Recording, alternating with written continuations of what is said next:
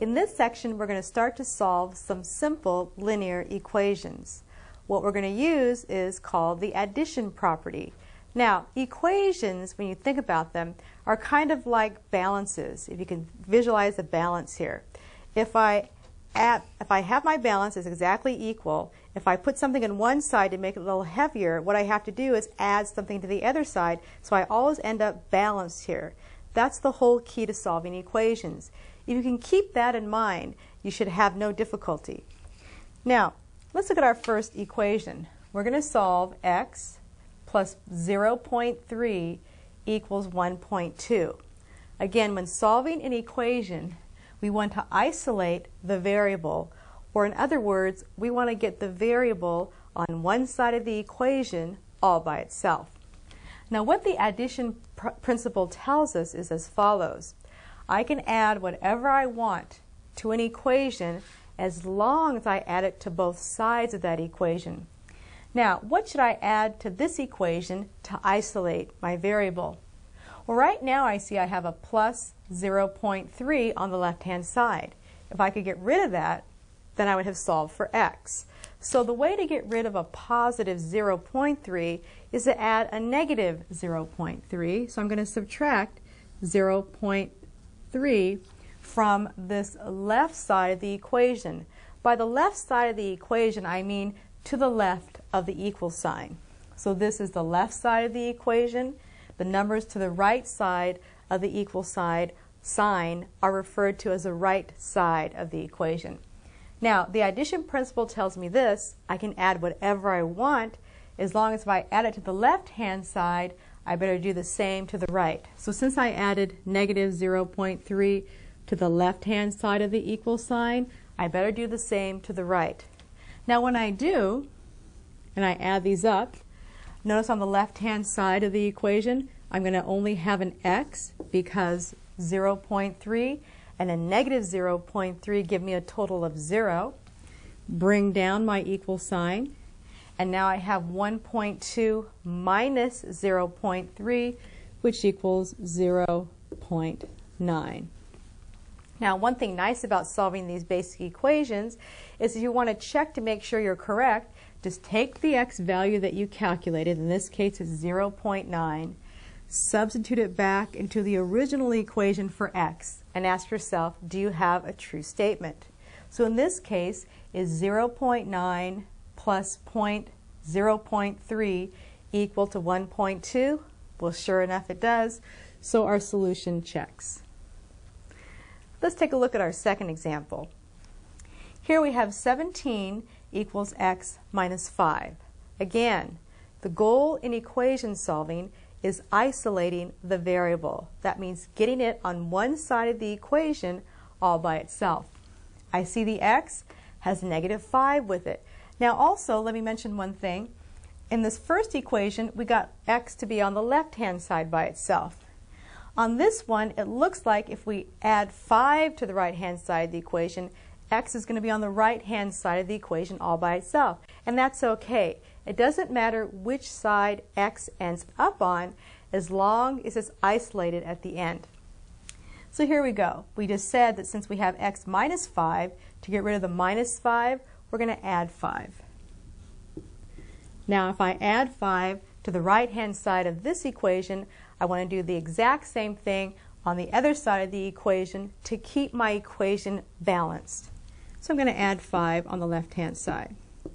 So when I add these two together, I notice here I get 17 plus 5, which is going to give me 22, equals, notice on the right-hand side I have x, and then I have negative 5 and positive 5, which gives me a sum of 0.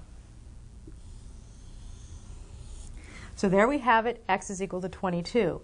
Again, one thing nice about these equations, feel free at any time to take your solution, substitute it back into your original equation, and make the check. 17, is that equal to 22 minus 5? It certainly is, so that's our solution. X is equal to 22. Let's look at a little bit more challenging problem. Let's look at problem 3 here. We have 5 minus 12 is equal to x minus 3. Now, on this side of the equation, we could simplify it a bit if we combine these two terms, 5 minus 12. And hopefully from the last chapter, you'll remember that when we're subtracting 12 from 5, it's the same as adding the opposite. If you need to, go ahead and change the signs and then add the numbers. So we have 5 minus 12, which gives us a negative 7. Continue on the right-hand side, x minus 3. Notice I did not change anything on the right-hand side of my equation. Just on the left-hand side, I combine these two because I can combine 5 plus negative 12. Okay, again, my goal in equation solving is to get that x all by itself, in this case, on the right-hand side of my equation. So I see that at this point, it's got a negative 3 by it. To get rid of the negative 3, I'm going to choose to add 3 to both sides. So adding 3 here and adding 3 to the other side of my equation. Now when I do that, I get negative 7 and positive 3. We get negative 4 is equal to x. And notice here, again, negative 3 plus 3 is 0. We've isolated our x, so we solve the equation. Again, if you'd like, make a check. If we put an x equals negative 4 back into the original equation, we know that 5 plus negative 12 is negative 7 already, but how about negative 4 minus 3? That's also equal to negative 7. So again, we have a true statement, so we know we solved our equation correctly. Now, these are pretty basic equations. Once you've mastered these types, you're ready to go on to a more challenging problem. Let's look at one here that involves some fractions. I know that sometimes it's difficult to incorporate working with fractions and solving equations, so let's try this problem. We have 1/20 minus 1/2 equals x plus 3/5. So here we have lots of fractions. So let's practice with our fractions once again.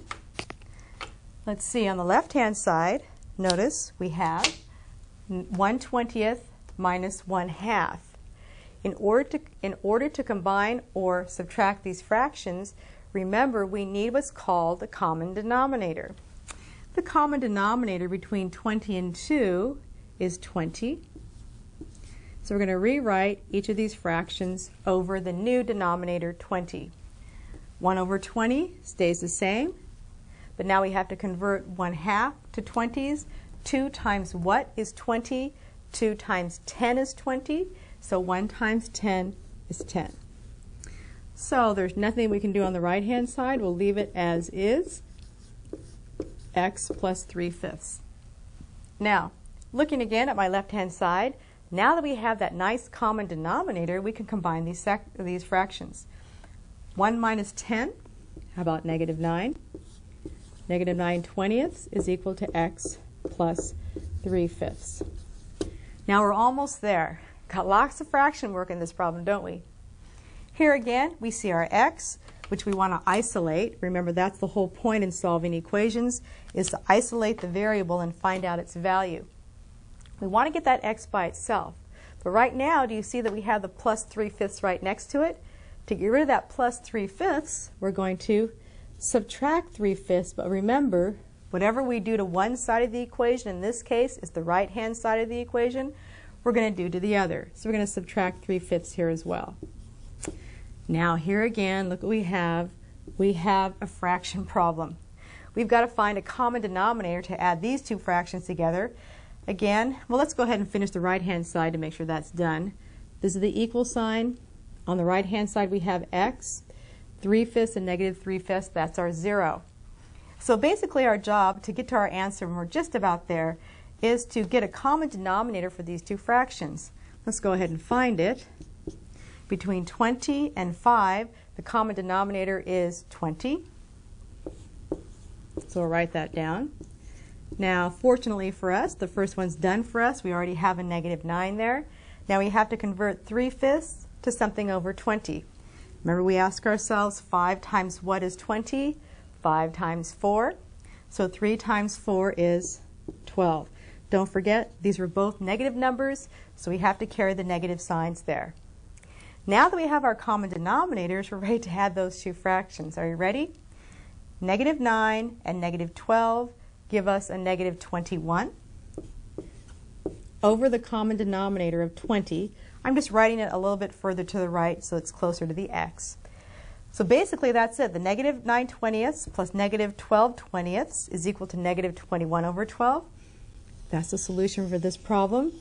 Again, if you'd like to check, even though it's going to take a little bit of work, you can take this value for x, negative 21 over 20, substitute it back into that original equation.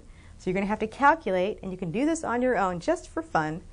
1/20 minus 1/2, do that calculation, find the common denominator, equals negative 21/20 plus 3/5. When you do that calculation, I'm sure you'll find that you get a true statement, which means that you've solved that equation correctly. So the main thing I want you to remember when solving these basic equations is this.